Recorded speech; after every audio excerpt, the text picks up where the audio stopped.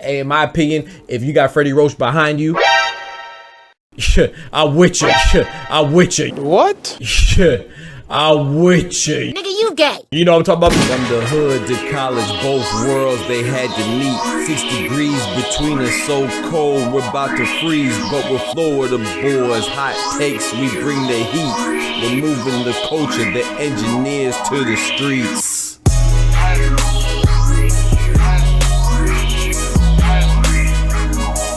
Yo, what's good, YouTube? It's your boy, Dr. PG NGM. Praise God to get money back for another YouTube video.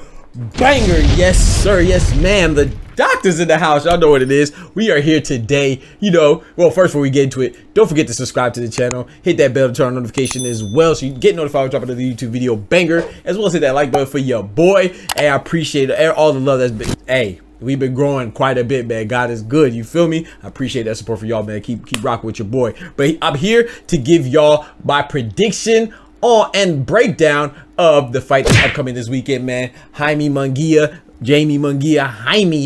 versus John Ryder.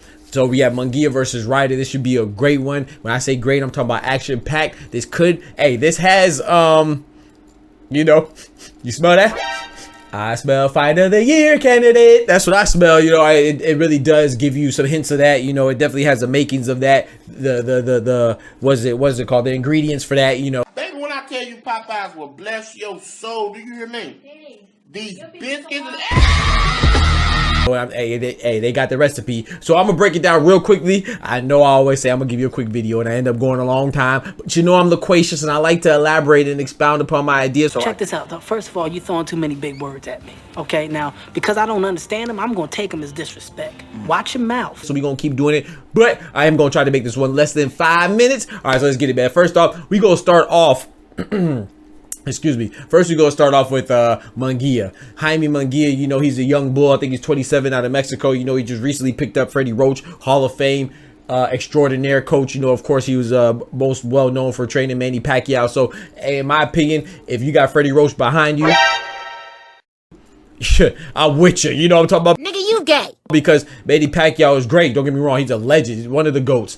But, Freddie Roach, he's really attributed to Freddie Roach the offensive side of Manny Pacquiao, to get the most out of people's tools. And so while he did that with Pacquiao, I think he could definitely do that with Jaime Munguia. And Munguia is already a high volume, ready to go fighter. So I think that Freddie Roach, being his offensive great mind, he's gonna bring out the best of Jaime Munguia and even add to his repertoire. And I think Jaime Munguia, he starts off pretty fast too, so I think he's gonna be good. And Jaime Munguia, now the only cons on him is that while he is young and he's ready to fight and he's a warrior, he doesn't really defend too much, and Freddie Roach is not considered by many as a defensive minded coach per se. Of course he's going to teach you the fundamentals and the basics to block and stuff like that, but as far as like elevating your defensive game, like with a Philly shell or something like that, or he's not really known for that. Not saying that he's not capable, but he's not really known.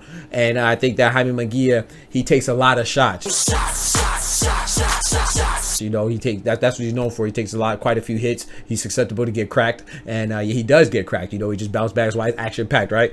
His best wins. He has a lot of fights, but relatively unknown opponents. And I'll say his best wins right now is Gabriel Rosado. Gabriel Rosado, another tough warrior, man. Shout out to Gabriel Rosado. He's an action packed guy. You always want to see Gabriel Rosado fight. He's gonna give it to you. He's gonna bring it to you. We see him fight Triple G and a lot of people. I can't go through all the list. Gabriel Rosado has fought them all. He don't duck nobody. Don't bow down for nobody, man. Shout out to Gabriel Rosado. So I feel like Gabriel Rosado, primarily, if you could beat him, then that you're on your way to greatness. To me, he's like a gatekeeper. A lot of people can't beat him, but if you can beat him, you definitely know that you're better than good. So that's an impressive win. And he also beat Liam Smith. That's an older brother, Callum Smith, and he beat him. Another person I consider more or less like a gatekeeper. But his most notable fight, in my opinion, as far as competition goes, I would say is Sergey What you getting at with the book script? Spit that shit out, man. Derevyanchenko. Please don't be butchering his name. Sergey Derevyanchenko. I think that's the biggest, his biggest test. And the great thing about him being his biggest test is that, also, not mistaken, I believe that was Jaime Munguia's last fight as well. Let me double check that. Yeah, his last fight was Sergey Derevyanchenko, and he was able to drop Derevyanchenko from a body shot, if I'm not mistaken, in the last round, the very last round too. So I think that this is good on two sides. Derevyanchenko is known as a tough, strong fighter. He's gonna come at you. He's a good fighter too. He's not just a plotter. He also thinks in there too. He's gonna show you some angles and stuff like that. He's gonna take advantage of your weaknesses. So this is a good win from that. But it's also a good win from the standpoint that, like I say, he's a tough guy and he's not gonna go down. But most importantly, sorry, I just repeated myself a little bit. But most importantly, I think out of everybody that Jaime Munguia has fought, this is not identical to John Ryder's style, but very close to Ryder's style, and this was his last fight. I actually think Derevyanchenko is a tougher test than John Ryder, so I think that John Ryder, like I said, they're not identical, but they both come forward, they're both strong, they both apply a little bit of, a little bit of thought process in their fights. I think Derevyanchenko does more so than John Ryder, so I think that John Ryder is nothing that Munguia hasn't seen before. So I think that Munguia, from that standpoint, if you've been on Munguia, I think you're pretty good. You can be pretty confident. But like I said, John Ryder, he will get into you. I'm a warrior. And so we're about to move on to John Ryder right now. So I just gave you the ins and outs of Munguia. Let's go to John Ryder. I'm trying to make this a quick video. John Ryder, man, his nickname is the Gorilla. And I think he earned that, just like his name says. He likes to come forward. He's more of like I don't want to say basic because that sounds disrespectful. He's more of like a predictable fighter. He's going to come forward very strong, wants to wear you down, beat on you, and get in the inside. And he's built that way. That's what his body type is. And I like to say he's pretty predictable. He's going to show, he's going to gain some momentum as the fight goes on. But a knock on John Ryder is that he tends to start off slow. Sometimes he's just so much of a lull that it seems like he might not even be himself. Now with John Ryder, though, of course, Jaime Munguia is undefeated. I don't know if I said that. John Ryder, he's had 6 losses, and it's okay. That's okay that he lost, because the majority of his losses are understandable. Like, he lost to Canelo, who's one of the boxing greats right now, top 3 pound for pound, between Terrence Crawford, Inoue, and Canelo, whatever order you want to have it. He's definitely at the top of the boxing game. So losing to Canelo's no shame. He lost to Callum Smith, like I said, Leon's younger brother, who's definitely the best Smith out of those boxing pedigree of that boxing stable of brothers. They have a boxing lineage, and Callum Smith, there's no shame in that. Callum Smith is a very strong fighter. He also lost to Billy Joe Saunders, and I think he also lost to Rocky Fielding. So these aren't bad fighters that he lost to. What I'm saying? Those are, like I said already, most of them are understandable.